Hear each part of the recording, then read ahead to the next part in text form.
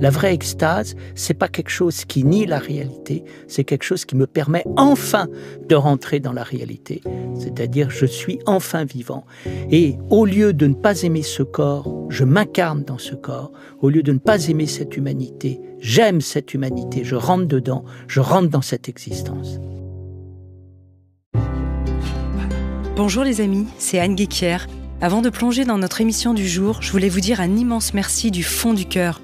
Avec 85 millions d'écoutes du podcast Métamorphose depuis le début de l'aventure, c'est grâce à vous que nous avons pu inspirer tant de personnes à travers le monde, devenant ainsi le premier podcast bien-être et psy en France. Alors si vous appréciez ce moment de partage, abonnez-vous gratuitement sur votre plateforme d'écoute préférée pour ne manquer aucun nouvel épisode. Comme vous le savez, nous sélectionnons les meilleurs experts pour vous offrir des conseils concrets et inspirants au quotidien. Alors, vos encouragements en commentaire nous sont très précieux pour poursuivre cette mission et continuer de grandir ensemble. Et si cet épisode résonne en vous ou que vous pensez qu'il peut être utile à quelqu'un, n'hésitez pas à le partager. C'est parti maintenant pour un nouvel épisode de Métamorphose. Avant d'accueillir l'invité de ce podcast, je vous présente le sponsor de cet épisode, la vitamine D3 de la marque Eumine. D'ailleurs, connaissez-vous la vitamine D ? Elle est indispensable pour la santé des os et contribue au bon fonctionnement des défenses immunitaires qui sont particulièrement sollicitées en hiver. Sous forme de spray, facile à absorber, la vitamine D3 d'Eumine est une source naturelle et végétale de vitamine D, en formule très concentrée pour combler les carences ou plus légère pour les enfants. La vitamine D3 d'Eumine est un allié santé idéal lorsque le soleil n'est plus là. Le petit plus, c'est que ce complément alimentaire est fabriqué en France, près de Toulouse. Si vous souhaitez découvrir cette super vitamine D3 de la marque Eumine, rendez-vous sur le site www.eumine.fr, OEMINE.fr. Notre vie a-t-elle un sens ? Depuis quelques années, cette question s'est plus que jamais retrouvée au premier plan. Y a-t-il une crise du sens ? Le mot sens et l'expression quête de sens font régulièrement la une des médias, car l'aspiration à trouver ou retrouver du sens ne se limite pas à la vie professionnelle. Les changements de vie, les bifurcations peuvent être plus généraux. S'ils peuvent être inspirants, sont-ils pour autant la réponse qui nous convient ? C'est à chacun de chercher personnellement le sens de sa vie. Mon invité est philosophe, essayiste et consacre un livre passionnant à cette question fondamentale, parcourant 2 millénaires de philosophie pour éclairer notre présent. Non seulement il nous invite à mettre un peu de sagesse dans notre quotidien en très bon prof de philo, mais il nous incite aussi, à travers cette quête, à lutter contre le pessimisme ambiant. Convoquant les plus grands philosophes et leurs idées, il explore de multiples pistes pour aider chacun à s'approprier cette réflexion vitale dans un livre régénérant et réconfortant et au titre assuré « Notre vie a un sens » paru aux éditions Le Relier. Je suis ravie de retrouver à nouveau dans Métamorphose le philosophe Bertrand Vergely. Bonjour. Bonjour.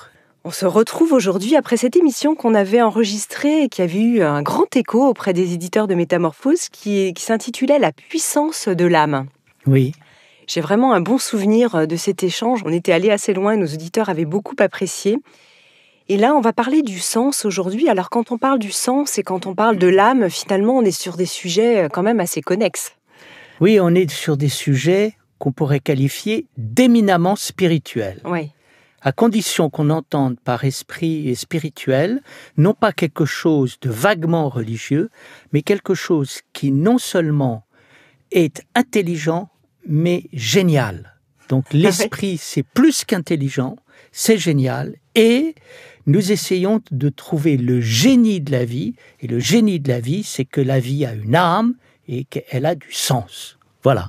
Et donc l'âme et le sens sont des choses géniales dont je pense qu'il est important de faire l'expérience pour notre âme et notre sens. Alors on va en parler évidemment longuement.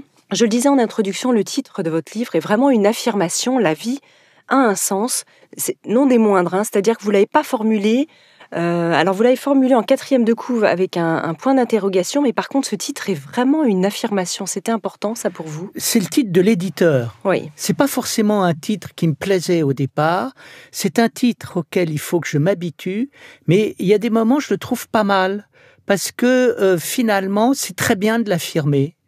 Et donc, oui, finalement, je finis par m'en accommoder, même si j'aurais voulu trouver une formule plus littéraire, plus esthétique, moins affirmative. Voilà. Le sous-titre, c'est vraiment cette idée de lutter contre le pessimisme ambiant. Est-ce que justement, on a une crise de sens qui est peut-être plus forte aujourd'hui? Alors ça, c'est encore une affirmation de l'éditeur. Oui. Vous voyez, c'est lui qui trouve.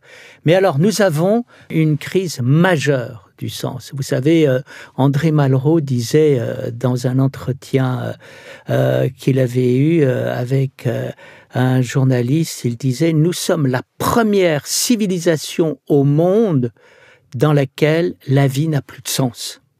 Et je crois que c'est dramatique.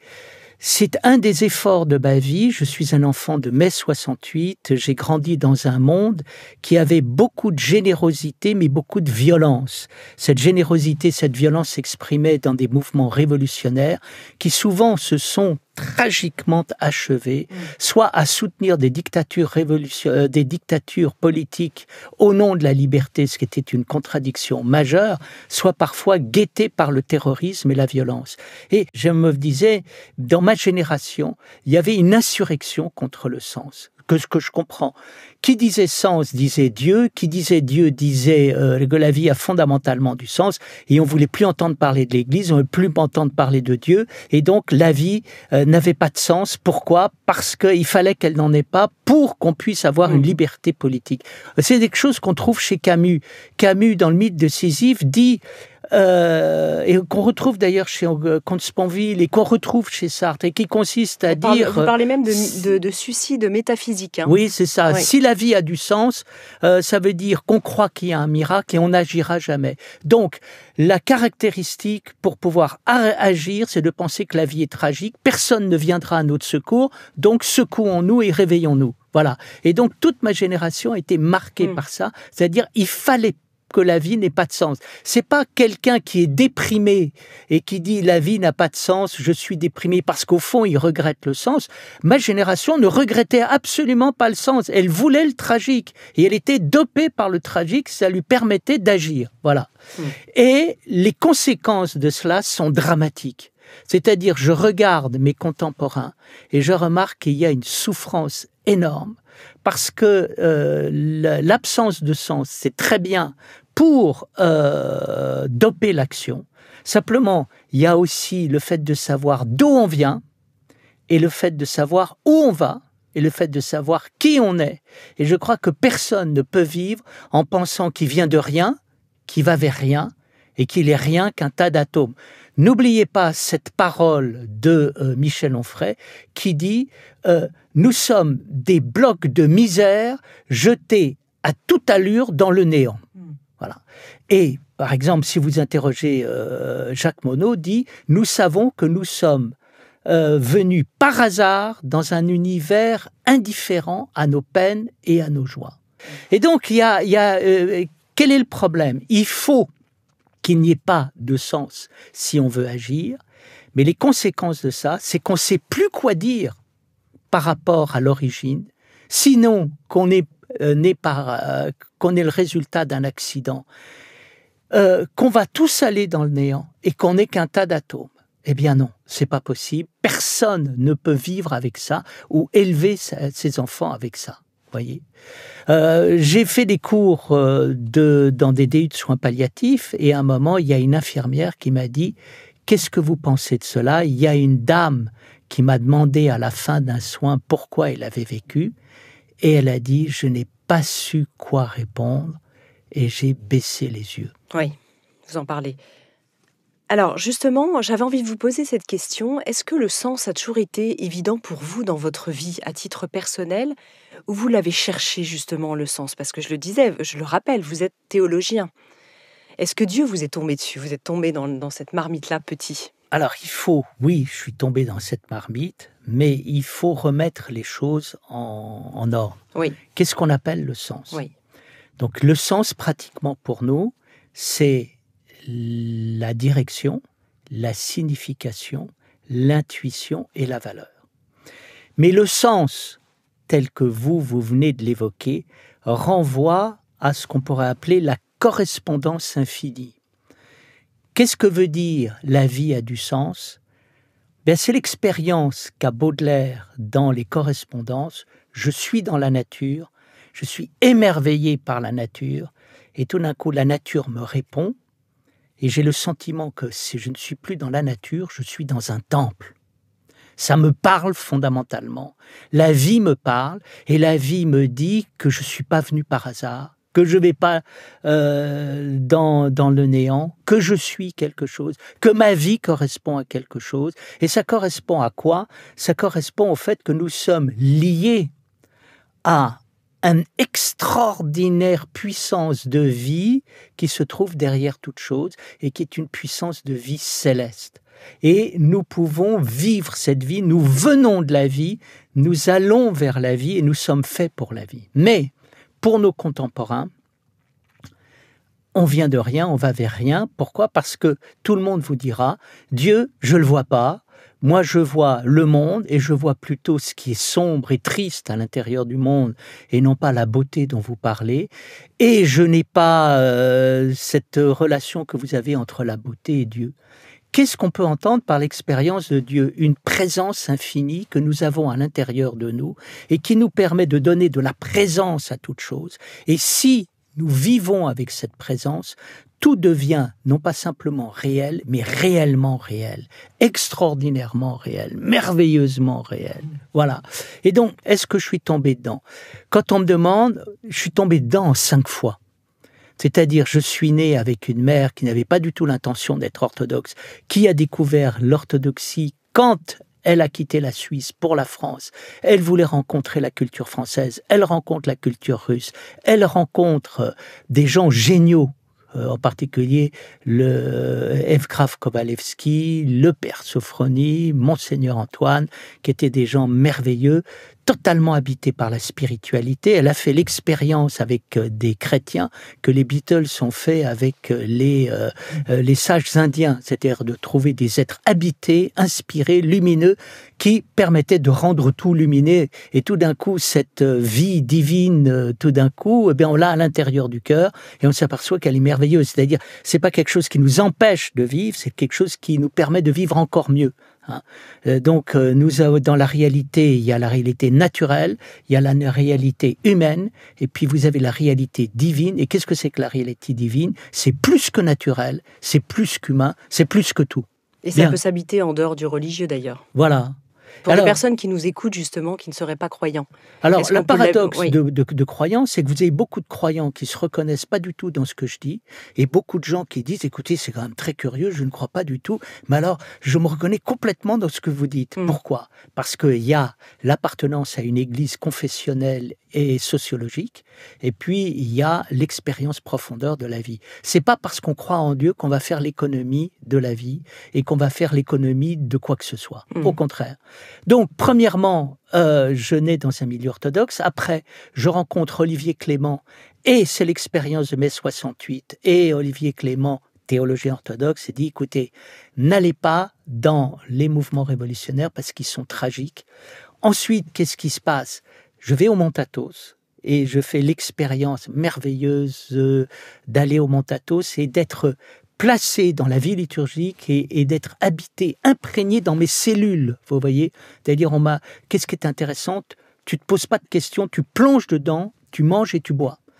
Ensuite, j'ai fait de la philosophie. Quand vous dites imprégné dans les cellules, c'est comme si ça vous tombe dessus? Oui, c'est ça. Vous rentrez dans une église et tout d'un coup, vous êtes enveloppé par une présence, et il faut absolument que vous la viviez pour informer vos cellules et votre corps profond. Mais vous ne l'avez pas cherché, c'est-à-dire que ça vous tombe dessus. On pourrait appeler ça une forme de grâce. Voilà, cadeau de la vie. Oui. C'est ce que Éric Emmanuel Schmitt décrit très bien dans son dernier livre, Le défi de Jérusalem. Voilà, et donc j'ai rencontré un saint qui m'a dit « Viens le plus possible au Mont Athos, le Père Païzote ». Et je suis allé au Mont Athos, pourquoi? Pour manger, pour boire, pour simplement aller dans l'église et écouter la beauté. Imprègne-toi de tout ça, après tu rationaliseras. C'est-à-dire, donc, j'ai pas rationalisé, donc je crois. C'est l'inverse, je n'étais pas dans la croyance, j'étais dans la vie, comme Maurice Zindel, Dieu, c'est pas ce que je crois, c'est ce que je vis, et plonge-toi dedans, puis après tu verras, tu n'auras que des cadeaux, on va t'illuminer, on va te donner des raisons, et tu vas non seulement t'aider toi-même, mais aider les autres. Puis après, au fait de la philosophie, vous commencez à rencontrer le maître intérieur. Et le maître intérieur, il est dans l'écriture, et il est là, et il me corrige, et il est derrière moi, il lit. Et alors ça, c'est absolument passionnant, parce que là, c'est là où j'ai un dialogue céleste avec le maître, qui est là tout le temps dans ma vie. Vous devez connaître ça, vous qui écrivez, qui lisez beaucoup. À un moment, c'est très, très exigeant. Hein. Et puis après, il y a le fait de commencer à être dans la concentration et la prière. J'aime bien ce que dit Simone Veil quand elle dit la prière philosophe est attention absolue, la philosophe Simone Veil, et qui dit la prière est attention absolue. Et ce que Novalis dit, la philosophie est une grande prière. Voilà. Et donc on rentre dans une expérience de don total de soi-même pour vivre totalement à chaque instant. Et alors là, à ce moment-là, c'est-à-dire le sens n'est pas en face de nous, mais nous sommes le sens. Il est nous. Vous voyez, c'est pas je donne un sens à ma vie, c'est ma vie et le sens, c'est la même chose. Et ça parle, et ça vit, et ça nous inspire, et ça nous projette en avant. Donc là, on est vraiment dans quelque chose qui, vous le dites, hein, qui est supra-vivant, c'est-à-dire qui est d'une présence telle que la vie et le sens, vous venez de le dire, sont des synonymes en réalité. Annick de Souzenel est décédée il y a à peu près un mois de temps, et j'ai fait un hommage. Et dans l'hommage, je disais que Annick nous avait emmenés dans un pays de connaissance pour rencontrer un corps inconnu, un homme inconnu et un Dieu inconnu. Et qu'est-ce que c'est que cet homme, ce corps et ce Dieu? C'est le plus que vivant à l'intérieur de notre corps, à l'intérieur de l'homme et à l'intérieur du divin lui-même. Et alors là, ça devient intéressant parce qu'on n'est plus dans du divin confessionnel, sociologique, idéologique, on est dans une autre chose, on est dans une expérience qui nous parle. Et cette expérience qui nous parle, c'est l'expérience que recherchaient les surréalistes. Je cite à un moment Antonin Artaud au début de livre, mais ils étaient assoiffés du plus que vivant. Et en disant, les églises nous ont trompés, parce que nous devrions faire l'expérience du plus que vivant. Or, on nous a demandé d'obéir à une autorité qui nous faisait la morale. Mais c'est pas ça l'expérience religieuse. L'expérience religieuse est une expérience métaphysique extraordinaire que parfois on est allé chercher en Inde parce qu'on la trouvait plus en Europe.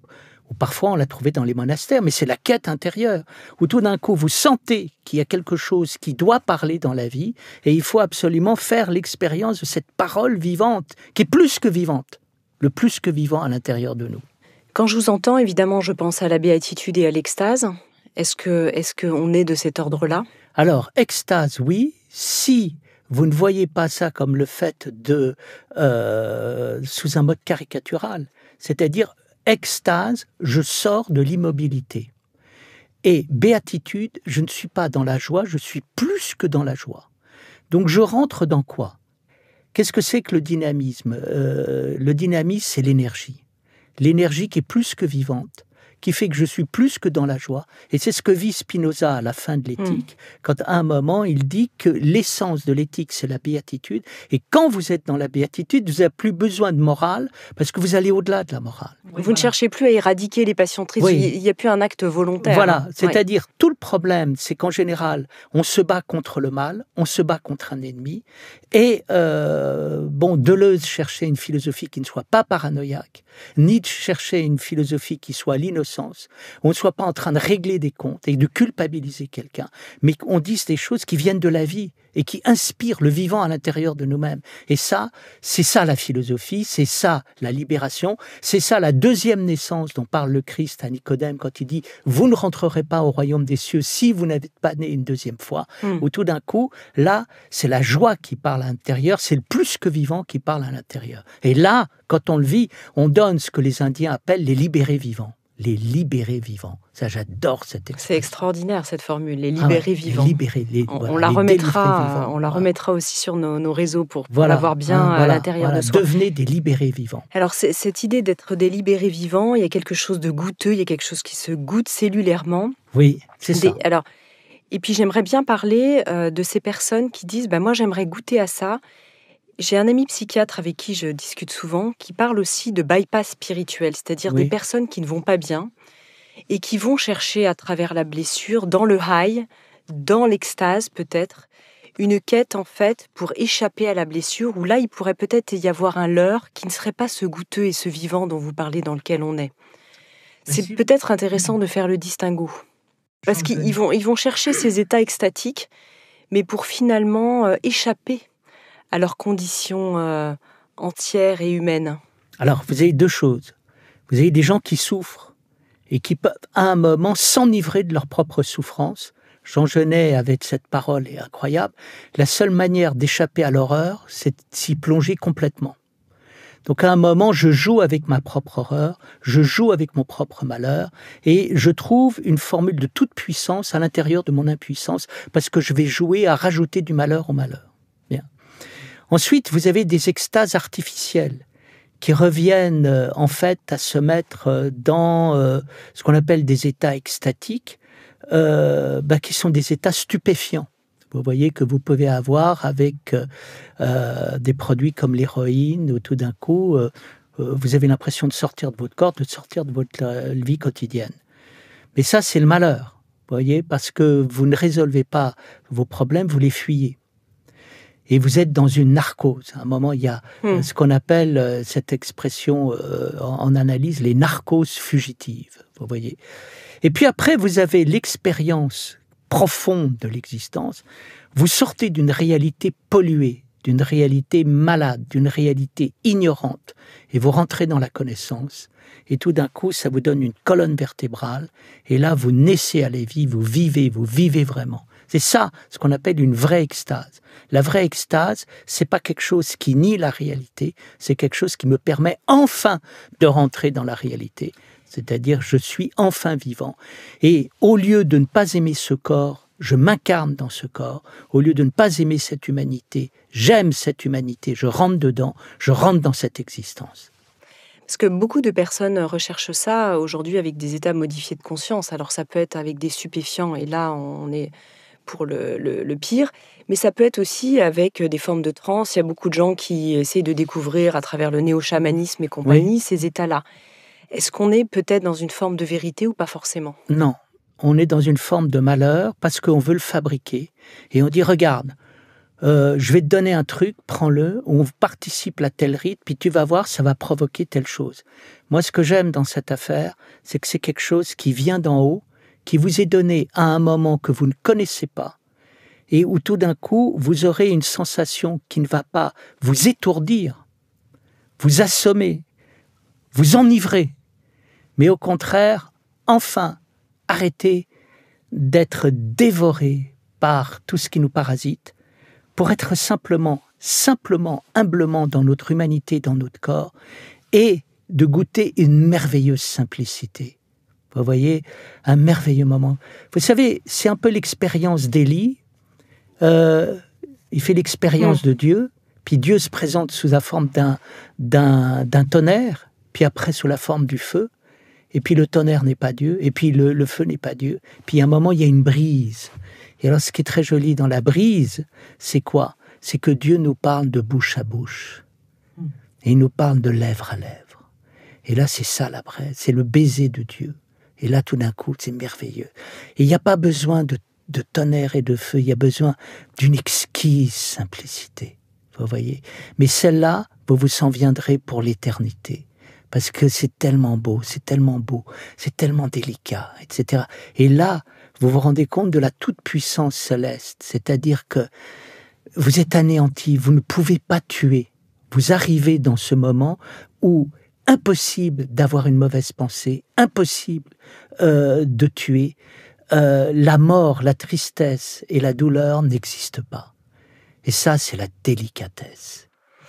Vous le vivez presque quotidiennement, ou c'est les expériences que vous avez vécues, celles que vous décriviez tout à l'heure aussi sur le mont Athos, qui est une mémoire de ce qui a été vécu à ce moment-là ? Alors, je le vis tous les jours par des petits clins d'œil de la vie quotidienne, où tout d'un coup, vous arrivez pour aller voir Anne Jesquière le matin, puis vous allez prendre un café près de la rue Le Pic, et puis vous regardez la gentillesse de la personne qui vous apporte le café, et en une fraction de seconde, tout d'un coup, elle vous a fait un petit cadeau sans s'en rendre compte elle-même. Vous voyez la gentillesse, ou des choses très simples. Les cyclistes s'arrêtent plus, et tout d'un coup, il y en a un qui s'arrête pour vous laisser passer, vous le remercier, et il y a juste le sourire parce que vous l'avez remercié. Donc ce sont des petits moments, vous voyez, exquis de l'existence, où on se rencontre. Vous voyez, et on a les coïncidences fulgurantes de l'existence nous passent par des petits détails qui donnent l'impression d'être des détails, mais qui ne sont pas des détails. Ce que Jean Kelevitch appelait les je ne sais quoi, les presque rien, les petites gouttelettes d'or qui tombent du ciel. Il faut à la fois le chercher et en même temps se laisser habiter par cela.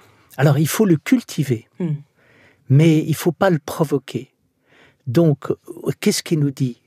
Cultive-le, c'est-à-dire, on t'a donné cette délicatesse, vis-la et laisse-la vivre en toi et elle te rendra délicat. C'est la seule chose qu'on te demande. La seule chose qu'on te demande, c'est pas de faire, c'est de ne rien faire et de laisser faire. C'est tout. Laisse-toi imprégner, puis tu vas voir. Donc, je ne le cherche pas, je ne le provoque pas, en revanche, je le cultive. Et je le cultive parce que notre travail, c'est tous les jours de prendre notre douche extérieure, mais aussi de prendre notre douche intérieure. Et donc, nous avons à nous préparer à recevoir les cadeaux du ciel. Et là, on peut parler de sens de l'existence. C'est-à-dire, qu'est-ce que c'est ? C'est le sens, la vie qui vient à moi. Et tout d'un coup, elle me parle. Et c'est miraculeux. Et là, ne me dites pas qu'il n'y a rien. Il y a cette parole incroyable qui me parle de l'intérieur. Du coup, elle serait la même, en fait, pour tout le monde, d'une certaine manière. Alors, chacun se l'approprie avec son histoire et le temps qu'il faut pour se l'approprier. Mais elle n'est pas, elle est là pour tout le monde, pour tout le temps, pour toute l'éternité. Et donc, il y a quelque chose d'invariable, mais de personnel. Elle ne varie pas. Et c'est pas toi qui la fabrique, et c'est pas toi qui la crée. En revanche, ce que tu crées, c'est pas toi qui crée le sens, mais tu crées ton histoire et l'histoire de ta rencontre avec le sens. C'est comment elle s'incarne, en fait, à travers nous. C'est-à-dire, l'erreur, c'est de dire « je donne du sens à ma vie ». Non. Je donne vie à l'histoire de ma vie. La vie est le sens. Et le sens vient m'habiter à l'intérieur, c'est-à-dire, et donc je vais me l'approprier, et chaque histoire est singulière. Chacun a une manière de dire la façon dont il a découvert le verbe, ce qui parle fondamentalement. Et il y a un temps pour chacun, il y a des gens qui n'ont pas trouvé encore, ils vont le trouver, ils le trouveront en temps et en heure. Quand ils seront prêts, n'oubliez pas cette parole, le maître vient quand le disciple est prêt, le sens vient quand on est prêt. Et le maître apparaît à ce moment-là, et on parle aussi du maître intérieur dont vous parliez tout à l'heure. Il apparaît, c'est-à-dire qu'il fait mieux qu'apparaître, il est à l'intérieur de nous et on dialogue avec lui. Et là on découvre. Et tout le but, si vous voulez, de l'existence, c'est de découvrir cela. Qu'est-ce qu'a découvert Saint Paul ? Saint Paul, il n'a jamais rencontré le Christ, mais il l'a découvert à l'intérieur de lui. Alors, il le découvre d'abord à travers l'épisode foudroyant. Après avoir vécu quand même quelque chose en plus il était complètement aux antipodes avant. Il était contre, il était un persécuteur de chrétiens.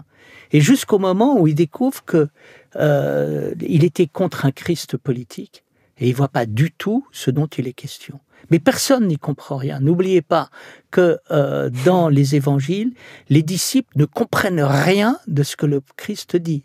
Et ils lui disent, on ne comprend rien, tu parles en parabole, etc. Et en permanence, il faut comprendre que ça vient de l'intérieur. Et que le Christ à l'extérieur, en fait, il n'est pas à l'extérieur, il est en toi. Et qu'est-ce que c'est ? C'est le Dieu vivant. Et qu'est-ce que c'est que le Dieu vivant ? C'est la présence infinie à l'intérieur de toi. Laisse-la parler. La vie a un sens, c'est vraiment la conversion, en fait, intérieure. C'est ça que vous êtes en train de dire ? Oui, si on voit la conversion, c'est le contraire de la diversion. Il y a un retournement. Donc, il y a un retournement complet, on voit l'autre face des choses. C'est-à-dire, j'arrête de me divertir, c'est-à-dire, j'arrête de ne pas me centrer. Qu'est-ce que c'est qu'une conversion? C'est le moment où je passe de la dispersion au rassemblement, parce que tout d'un coup, j'ai découvert un essentiel à l'intérieur de moi-même, il me parle et je m'y donne totalement. Donc ça n'a rien à voir avec les conversions politiques qui ont été des horreurs, ou comme on dit, on a converti au fil de l'épée. Là, c'est le pouvoir chrétien ou le pouvoir de telle ou telle religion qui veut l'emporter, qui terrorise tout le monde. Mais la conversion, c'est j'arrête de me disperser. Et tout d'un coup, je me rassemble. Et je vis ce rassemblement pour devenir un. Vous voyez ? Et là, je vis une densité d'existence, une qualité d'existence absolument merveilleuse. Vous voyez ? Ça procède d'un oui intérieur, il y a quand même une forme de consentement profond. Ah oui. Oui. Et il y a des moments où j'arrête de discuter. J'arrête de polémiquer. C'est-à-dire que nous sommes dans un monde et on discute à propos de Dieu et on se met en colère et on se bat et on n'est pas d'accord et tout. Puis tout d'un coup, à un moment, j'arrête. Et tout d'un coup, je laisse venir. C'est-à-dire, qu'est-ce que c'est que le oui? Le oui, c'est comme si quelqu'un vous disait « laisse-moi faire, laisse-moi agir, laisse-moi venir à l'intérieur de toi ». Alors c'est intéressant parce que j'ai entendu ça souvent dans des homélies, dans des églises catholiques, j'ai beaucoup entendu ça. Ils savent très bien le dire, mais parfois les gens ne comprennent pas. Les catholiques le disent, mais ceux qui le vivent bien, c'est les Indiens, les bouddhistes. Ils connaissent très bien, ils comprennent très bien ce genre de choses. Voyez, ils comprennent le non-agir taoïste, voilà, qui est le fondamental. Et je crois que même en Europe, il y a beaucoup de gens qui le comprennent. Parce qu'il y a, je trouve merveilleux toutes ces disciplines, cette ouverture aux disciplines orientales et tout le bien que ça fait. Vous voyez, donc je n'aurais pas un aspect négatif comme Malraux sur la civilisation, parce que le sens n'a jamais disparu, il y a des tas de gens qui cherchent, il y a des tas de chercheurs de vérité, et puis il y a des tas de gens comme vous, ma chère Anne Jesquière, qui donnez la parole à tous ces chercheurs de vérité, et qui le font vivre à l'intérieur de la cité, et puis il y a tous les gens qui écoutent. Et ne dites pas qu'il n'y a rien. Je déteste l'idée pessimiste disant que c'est comme si rien ne se faisait et qu'il y avait que des crétins autour de nous. Eh ben, c'est pas vrai. Autour de nous, il y a des gens formidables avec une recherche de vérité remarquable. Et puis, il se fait des choses formidables à l'intérieur de notre monde. Et c'est beaucoup plus important que tout. Mais le discours négatif, le discours pessimiste, le discours qui va permettre de griffer, de faire mal pour avoir du pouvoir, lui, malheureusement, a tendance parfois à être dominant. Oui, et puis dans les traditions orientales réadaptées à l'Occident, il y a parfois aussi une quête inconsciente de performance ou d'efficacité dans le vouloir lâcher prise, vouloir que ça s'incarne, etc.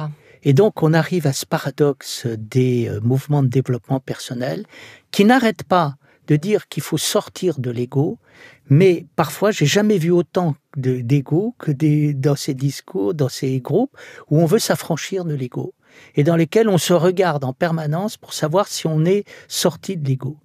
Donc, sorti de l'ego, tu ne penses plus. Et c'est un philosophe qui le dit, tu arrêtes de penser, tu ne spécules plus, tu laisses faire. Tu écoutes à l'intérieur de toi et là, il se passe des choses beaucoup plus intelligentes et beaucoup plus fortes que celles que nous faisons avec nos petits bras et notre petit cerveau. Celle qui nous montre peut-être de manière paroxystique cet abandon à vivre, c'est Eti Ilsum. Eti Ilsum. Je ne sais pas comment on prononce en fonction des personnes. Oui. Comment vous l'appelez-vous? Ilsum ou Ilesum? Moi, je dis Eti Ilsum. Non, moi, je dis Eti Ilsum. Voilà, c'est-à-dire je la prononce mal. Il faut peut-être pas, mais Ilesum, c'est la première fois que je l'entends. Pourquoi pas? Qu'est-ce qu'elle nous enseigne? Parce qu'elle elle est vraiment pleinement dans le sens elle est dans les camps, c'est cette mystique juive qui très jeune décide de pas échapper en fait au sort de ses contemporains. Elle aurait pu en fait échapper à cet enfermement et puis elle est dans le camp de, je sais plus si elle est à Auschwitz ou est-ce qu'elle est enfermée. Non, elle est dans un camp en Hollande. Elle est dans un camp en Hollande et puis elle trouve que la vie est belle. Alors évidemment, elle parle pas de l'horreur quand elle dit ça, elle parle de la vie. Alors j'ai beaucoup commenté cette phrase avec mes élèves Oui. et je leur ai dit... Et vous en reparlez dans le livre. Hein. Oui, et je dis, ne faites pas de confusion. Elle n'a jamais dit que les camps étaient beaux. Elle a dit que la vie était belle. C'est-à-dire, elle a fait le plus bel acte de résistance et vis-à-vis d'Hitler et du nazisme. C'est-à-dire, elle dit, vous pouvez rien contre la vie. Vous pouvez... et Hitler n'est pas plus fort que la vie. Même dans les camps, la vie est plus forte. Ça me donne des frissons quand vous dites ça. Hein. Et vous voyez, le Christ sur la croix vit exactement la même chose. Vous pouvez me crucifier, mais même sur la croix, il y a la gloire.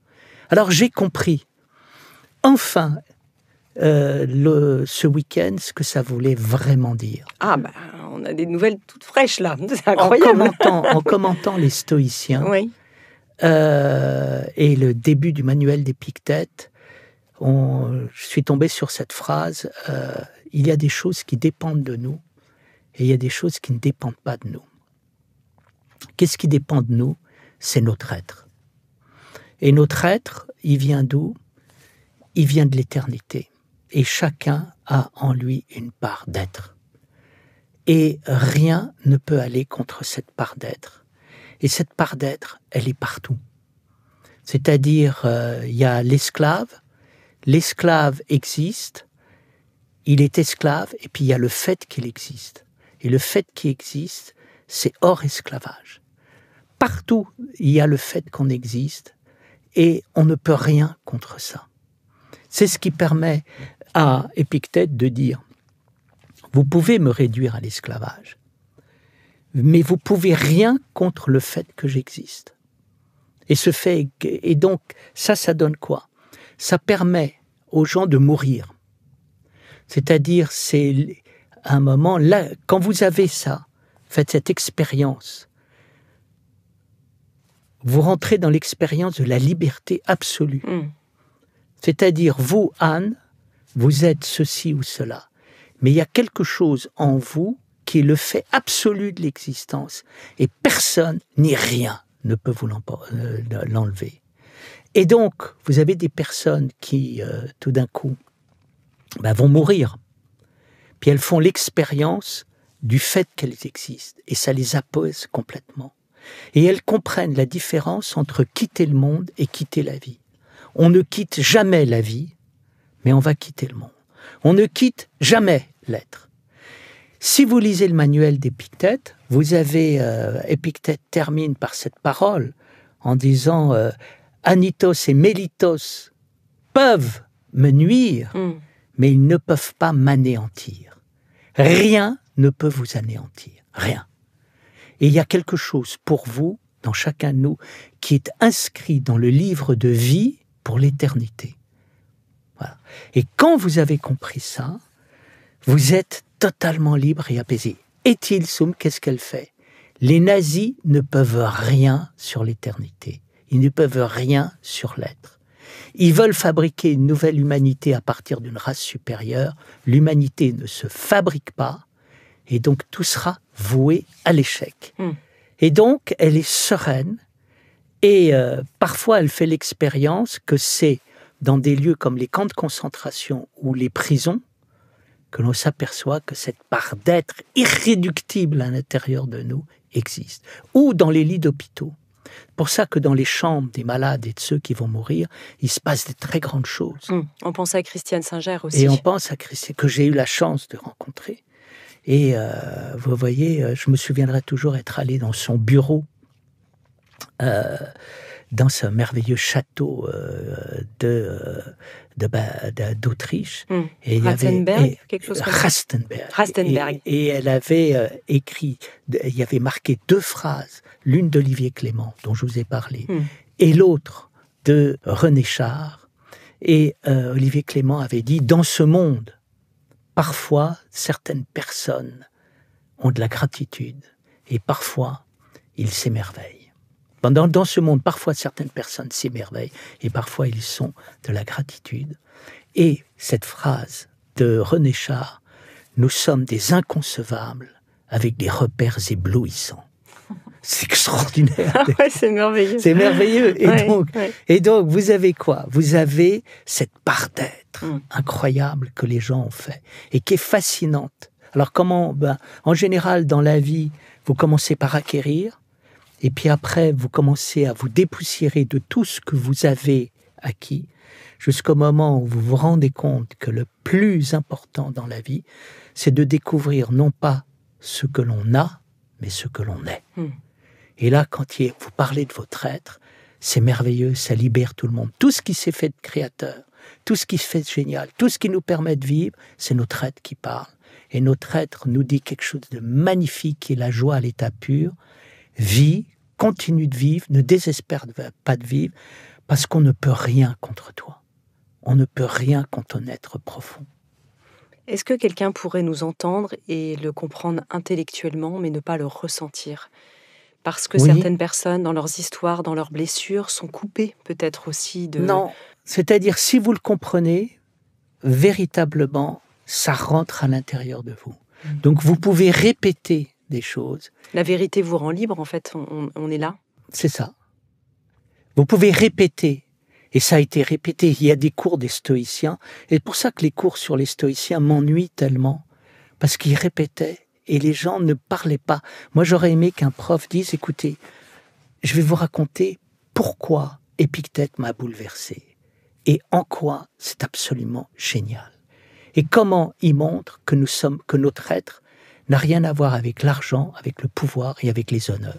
Rousseau dit exactement la même chose à la fin du discours sur l'origine des inégalités, en disant, il y a l'homme, il y a le pouvoir, il y a les honneurs et il y a la richesse.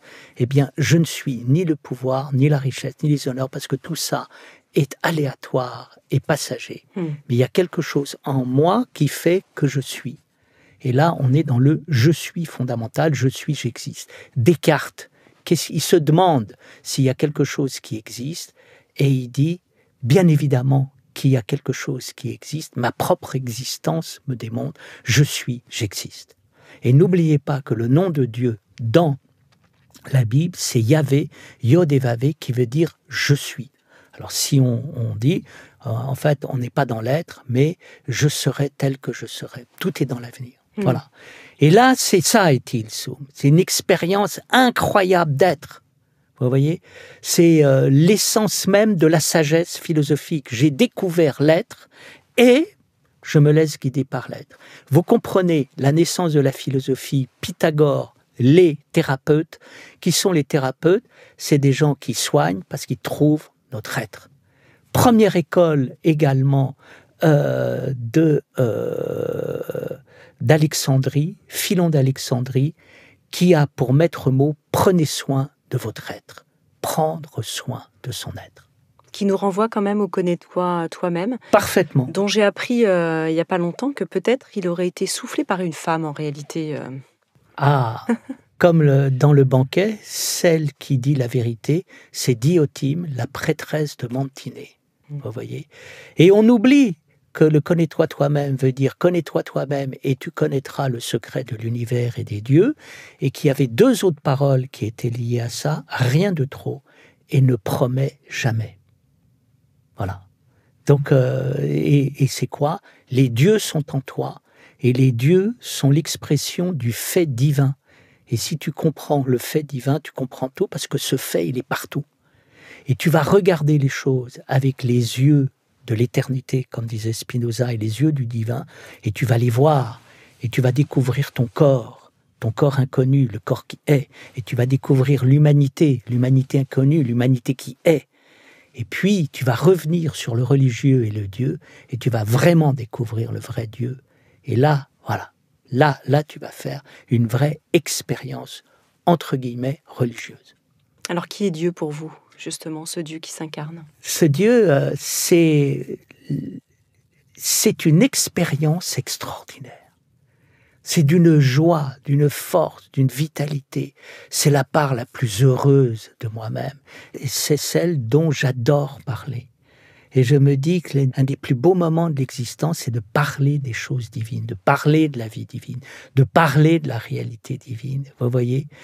On ne comprend rien à Dieu si on ne voit pas que il n'est pas une cause, il est une présence. Nous, qu'est-ce qu'on a fait?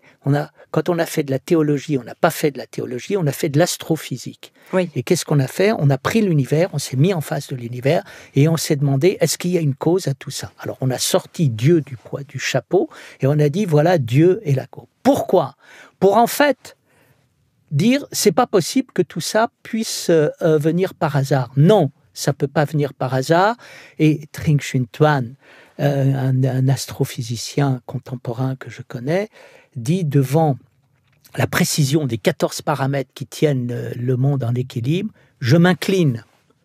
Et donc, j'explique pas l'univers par Dieu, j'arrête de dire qu'il n'y a rien, je ne peux pas vous dire ce qu'il y a, mais en tout cas, il y a une chose que je peux vous dire, c'est que ça ne vient pas du hasard. Bon, mais ça, c'est très bien, c'est magnifique, c'est le silence. Donc, la science suprême, c'est le silence sur la science. Voilà. Ensuite, qu'est-ce qui se passe, hein? Et je crois qu'il a fait la même expérience que saint Thomas d'Aquin, qui, dans une vision, a dit « ce que j'ai vu est plus important, plus beau que tout ce que j'ai écrit dans mes textes. Hein, » Voilà. Platon disait « j'ai écrit, et dans les choses que j'ai dites, il y a des choses que j'ai dites, mais les choses les plus importantes, c'est celles que j'ai pas dites. » Voilà. Donc on est devant quoi? On est devant quelque chose. Platon qui était quand même un peu traumatisé par le sort qui avait été réservé à Socrate quand même. Et en même temps éveillé grâce à ça. Hein. Et là, il a senti l'urgence de faire une école de philosophie pour éviter que Socrate soit condamné. Alors qu'est-ce qui se passe? Il se passe que vous avez en vous une présence à l'intérieur de vous-même. Et là, vous avez votre Dieu intérieur. Vous avez votre Dieu inconnu. Et la vérité, c'est que Dieu, c'est toi quand tu te nourris de la parole divine, de l'énergie divine. Et là, il faut être... Vous voyez, le Christ n'a pas parlé de Dieu, il a été Dieu. Mais il a été Dieu pourquoi? Pour que toi, tu le deviennes. Qu'est-ce qui est dit dans l'orthodoxie? Dieu s'est fait homme pour que l'homme devienne Dieu. Donc le but, et ça veut dire quoi? L'homme devient Dieu. C'est pas qu'il s'enorgueillit comme être supérieur. C'est pas une toute-puissance, oui. Surtout pas. C'est pas une glorification de l'ego et de l'orgueil. Mais l'homme devient Dieu, c'est-à-dire tu te nourris des énergies divines qui rentrent à l'intérieur de toi. Et à ce moment-là, tu es plein d'une énergie que tu n'imagines pas où elle peut t'amener. C'est dit dans le psaume 82, l'homme, vous êtes des dieux à chaque fois que vous vous nourrissez de la parole divine. Et c'est ce que dit le Christ à ceux qui s'interrogent devant lui et qui disent « Nous venons d'Abraham, nous sommes fiers de venir d'Abraham ». Et le Christ le dit « Vous ne venez pas d'Abraham, vous avez oublié ce qu'on vous a dit, ce qui est dit dans les psaumes, vous êtes des dieux quand vous vous nourrissez de la parole de Dieu. » C'est-à-dire que vous avez en vous tous les Elohim, toutes les énergies divines qui sont à l'intérieur de vous, et vivez ça, c'est ça que vous êtes. Voilà. Là, alors vous me demandez de parler, ah oui, vous me parlez de l'expérience de Dieu, mais vous ne pouvez pas en parler, vous pouvez le danser, vous pouvez le chanter, vous pouvez le poétiser, vous pouvez le méditer à l'infini, mais c'est pas, vous voyez. Vous voyez d'ailleurs ceux qui sont habités par cette expérience, quand vous les croisez, vous les reconnaissez?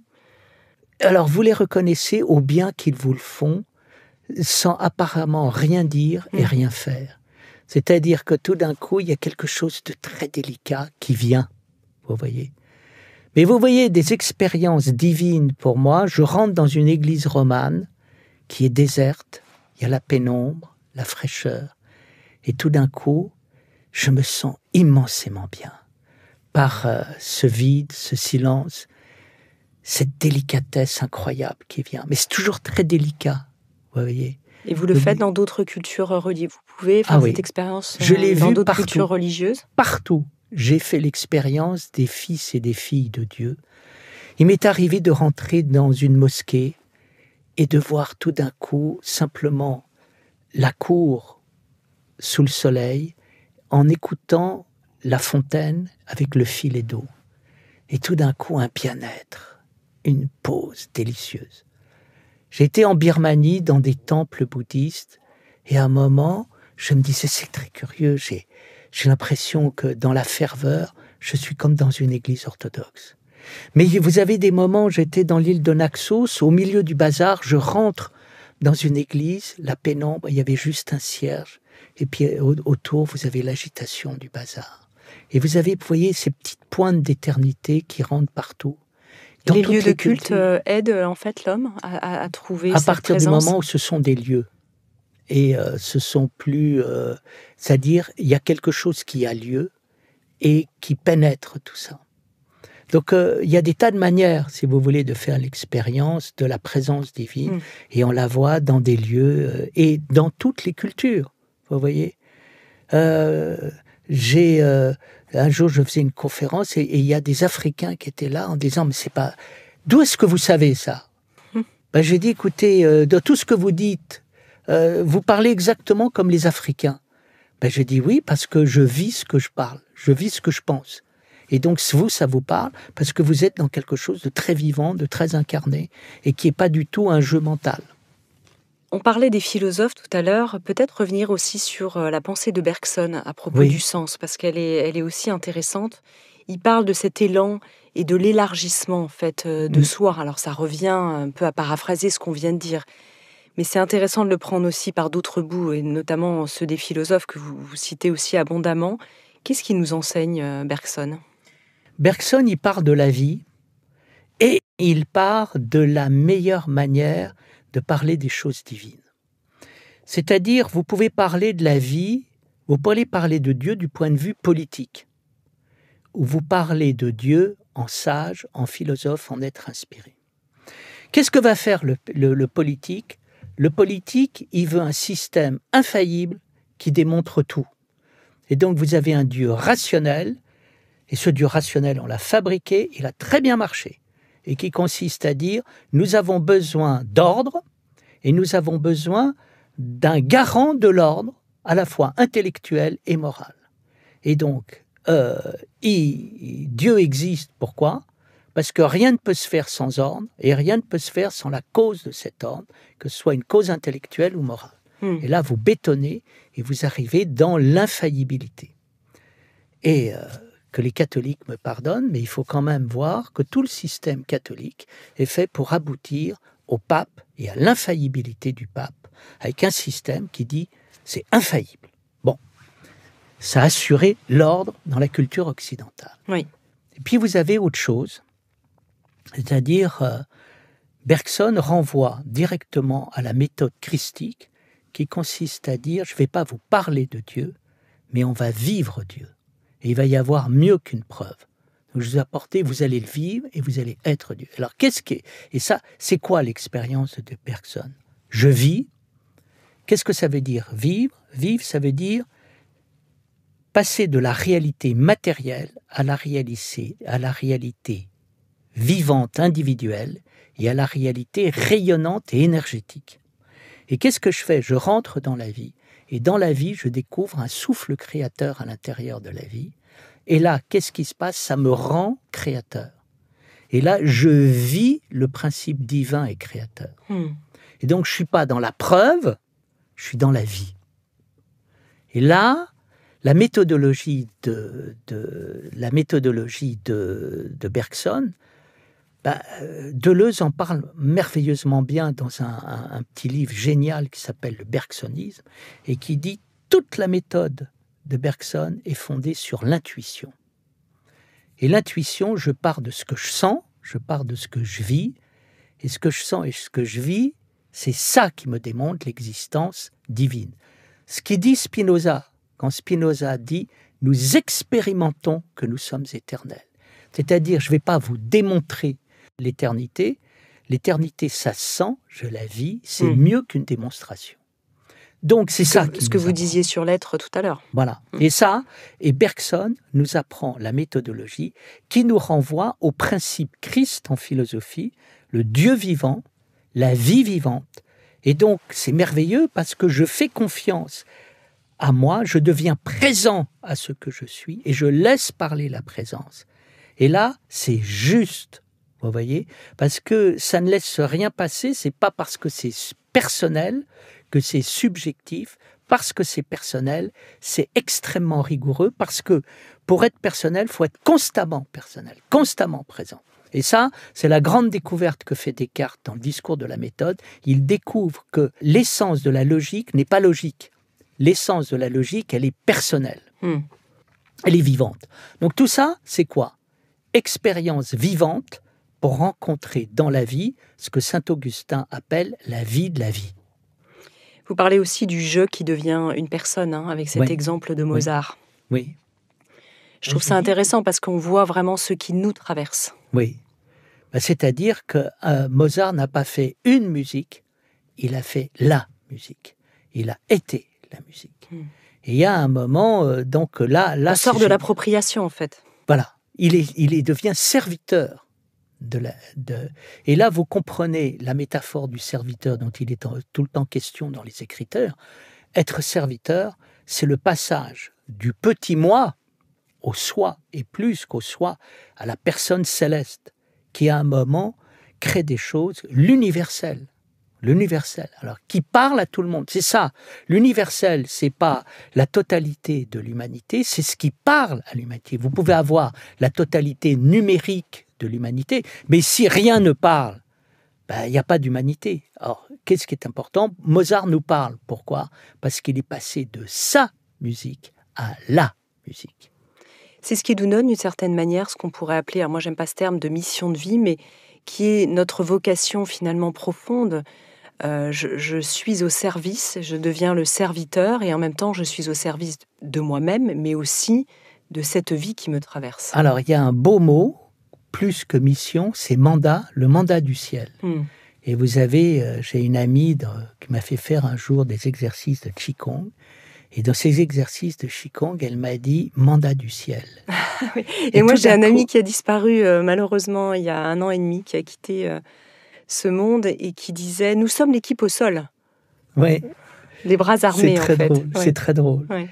Et ça m'a frappé. Je me suis dit « oh, là, avec ce mot, on parle de ma patrie ».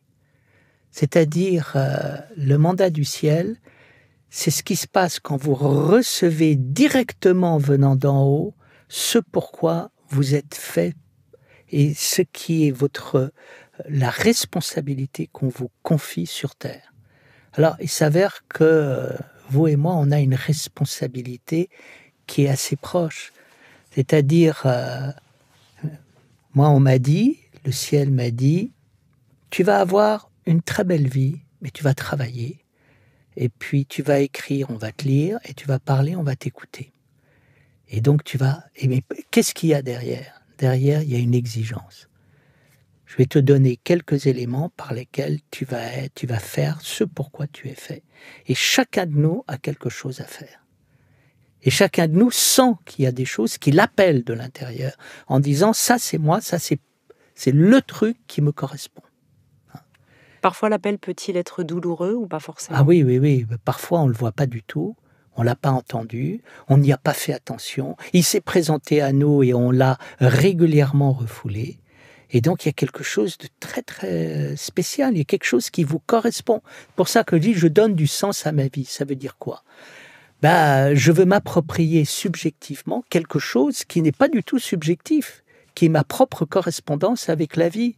Et la vie, la parole de la vie me vient et je veux faire parler cette parole. C'est ce que j'appelle donner du sens, la traduire dans votre sens pour aller vers cette parole.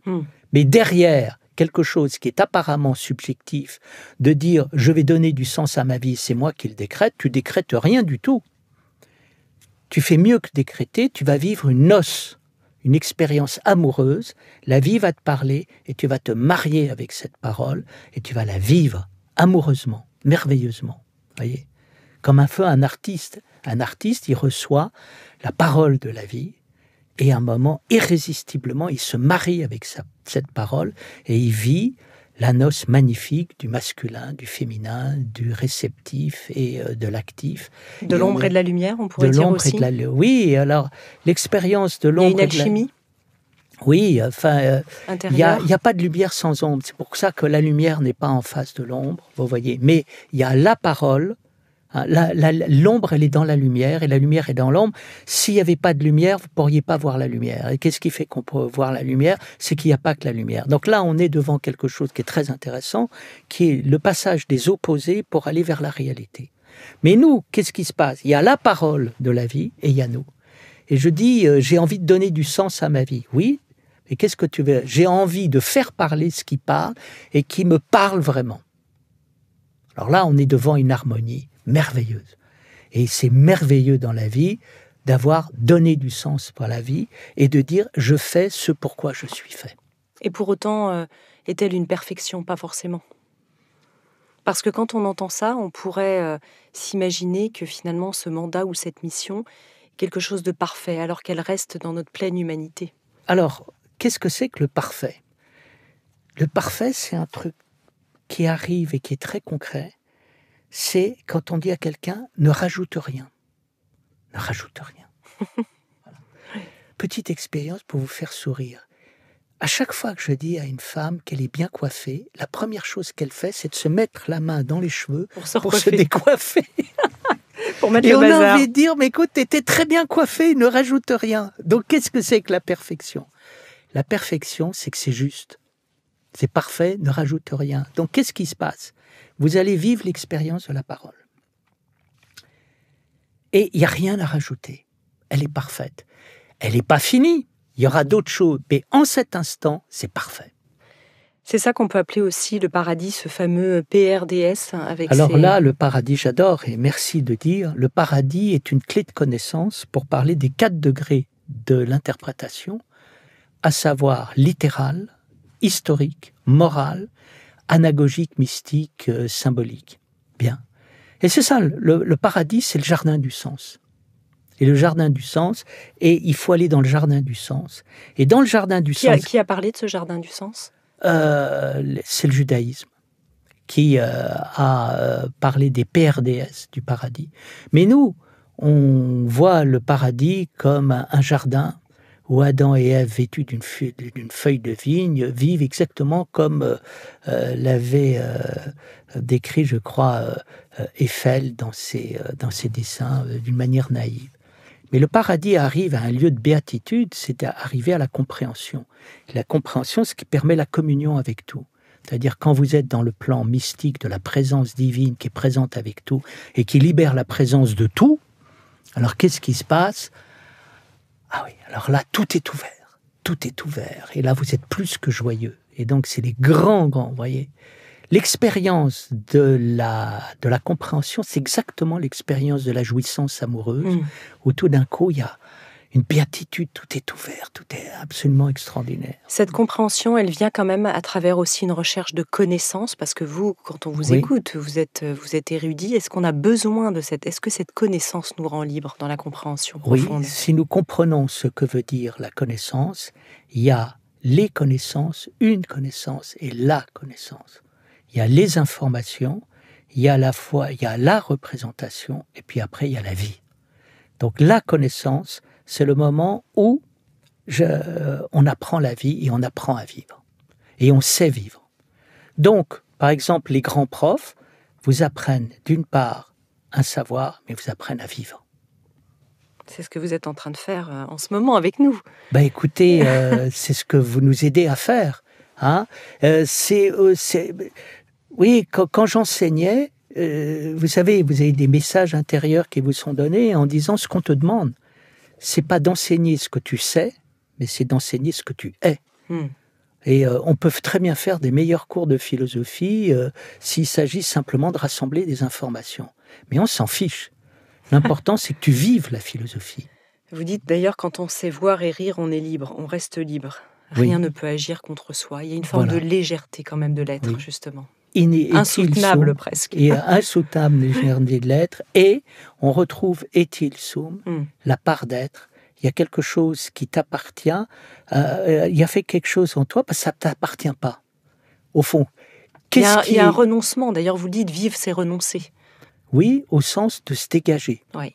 Au sens d'arrêter de vouloir s'accrocher inutilement à des choses qui n'ont aucun intérêt. Les stoïciens, Épictète, ne t'accrochent pas à ce qui ne dépend pas de toi. Quand vous avez été traversé par la maladie, on en parlait hors antenne, c'est ce qui vous est arrivé, il y a eu un renoncement. C'est-à-dire, ce qui m'est arrivé, c'est de sentir à l'intérieur de moi la présence qui était là et qui a tout pris en charge et qui fait que je l'ai laissé faire. Alors, il m'est arrivé quelque chose de merveilleux, c'est qu'on m'a retiré une tumeur du côlon, Mais on m'a dit pas de chimiothérapie. Vous êtes guéri. C'est-à-dire qu'au moment où le cancer est apparu, il a disparu. Et ça, je remercie. Là, j'ai pas d'explication. C'est très bien. J'ai une connaissance qui vous écoutera certainement, qui m'a raconté une même expérience en fait cet été. Oui. Elle s'est complètement abandonnée en fait Oui. à la présence. Et puis le chirurgien qui l'a revue lui a dit écoutez, il n'y a plus rien. Voilà. Voilà, on ne comprend pas, ça a disparu. Voilà. Alors, est-ce qu'on peut quand même dire aux personnes qui nous écoutent que le miracle peut toujours arriver? Ah oui, mais le miracle, il est là. C'est-à-dire le miracle, il est là. Comprenez-nous, en chacun de nous, il y a un corps miraculé. Il y a un corps miraculeux. Et donc, fondamentalement, nous sommes des êtres guéris. Mais, vous me direz, mais alors pourquoi on est malade? On est malade parce que chacun de nous doit vivre cet être guéri et qu'il faut guérir notre rapport à la guérison et qu'il y a une histoire pour chacun. Alors, il y a des gens qui vivent, mais vous savez, c'est parce que nous sommes déjà ressuscités que nous pouvons vivre. Si on vous disait, vous savez, la vie est complètement foutue dès le départ, alors c'est pas la peine de prendre le départ. Qu'est-ce qui permet de vivre? C'est de dire fondamentalement, il y a quelque chose de réussi. Donc vous pouvez prendre le départ pour la vie, ça vaut la peine. Vous voyez, c'est ce qui permet de comprendre. Quand on dit le Christ est ressuscité, la mort a été vaincue. Mais, on dit, mais je ne comprends pas, la mort existe encore et les gens souffrent encore. Oui, pourquoi? Parce que l'information qui vous est donnée est d'un autre type. L'information, c'est pas que tout est résolu dans ce monde, c'est que tout est fondamentalement résolu. C'est tout à fait différent. Donc, fondamentalement, c'est là où on peut parler d'éternité, d'ailleurs? L'éternité, pour moi, l'éternité, c'est ce qui est hors temps, et ce qui est hors temps, c'est ce qui est toujours intelligent. Et donc, il y a quelque chose qui fait que fondamentalement, la vie est ouverte, donc vous pouvez vivre. Donc, on peut aller dans ce monde et se bagarrer avec tout. Et qu'est-ce qui se passe? Vous avez des gens formidables qui luttent pour vivre avec des cancers, des handicaps et tout. Pourquoi?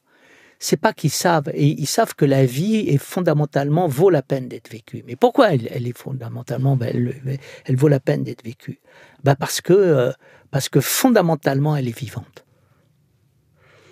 C'est ce que nous appelait d'ailleurs, c'est dans ce magnifique poème de Mère Teresa, que vous avez aussi dans votre livre. Oui. Elle nous invitait vraiment à vivre cette vie, tristesse, hymne, combat, tragédie, mais à chaque fois avec vraiment ose-la, mérite-la, défends-la. C'est extraordinaire. Peut-être on la publiera sur nos réseaux sociaux. Oui, magnifique. Elle a fait l'expérience. C'est-à-dire qu'elle fait l'expérience de la douleur humaine. Et elle dit, la vie est terrible, mais surtout, il faut l'aimer, cette vie. Pourquoi? Parce que derrière la vie, au niveau profond, il y a le niveau fondamental de la vie. Nous, il y a deux niveaux de la vie. Il y a le niveau fondamental et puis il y a le niveau mondain et humain. Le niveau mondain et humain, il est mondain et humain, mais le niveau fondamental, il est là. Et il faut raccorder les deux. Et donc, qu'est-ce qu'on fait? On donne de la force aux êtres en leur rappelant que fondamentalement, tout va bien. Fondamentalement, la vie est vivante, pour qu'ils puissent vivre cette vie et la rendre également fondamentalement vivante. C'est-à-dire, vous avez la vie en deux temps. Premièrement, la vie est fondamentalement vivante. Et deuxièmement, on rend la vie fondamentalement vivante. Et qu'est-ce que nous faisons, nous? Nous la rendons fondamentalement vivante. Parce que nous sommes dans la diffusion de cette parole fondamentale.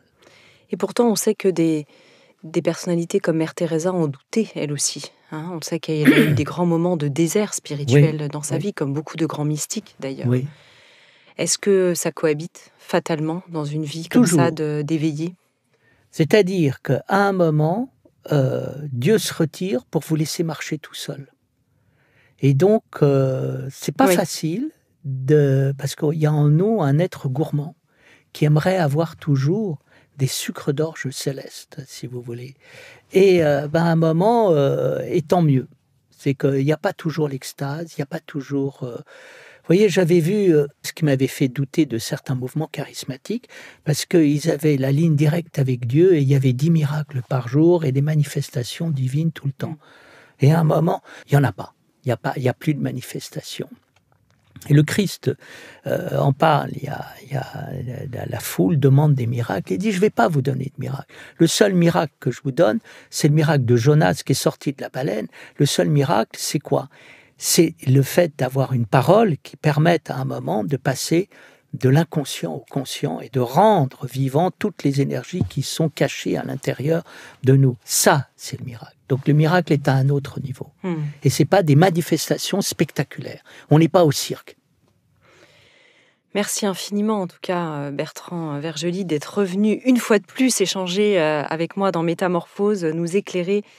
J'ai eu par moments les larmes aux yeux, j'ai été aussi très touchée par votre parole. Vous êtes un enseignant formidable, extraordinaire. Je rappelle que vous êtes ce philosophe artisan, à la fois agrégé de philo, mais aussi théologien orthodoxe. Je rappelle le titre de ce livre qui est paru en 2019 et qui a été réédité, « Notre vie a un sens », cette affirmation, aux éditions Le Relier. Je rappelle aussi à vous qui nous écoutez, à nos chères auditrices et chers auditeurs, que vous pouvez réécouter un autre épisode de Métamorphose dont vous étiez un invité, le numéro 434, sur la puissance de l'âme. Et puis, je vous redis aussi qu'un mercredi sur 2, on vous donne rendez-vous dans la boîte aux lettres, dans votre boîte aux lettres par mail avec la newsletter de Métamorphose. Peut-être qu'on remettra ce fameux poème de Mère Teresa en avant pour les abonnés à la newsletter. En tout cas, merci beaucoup d'être venu repartager. C'est moi qui vous remercie infiniment. Merci.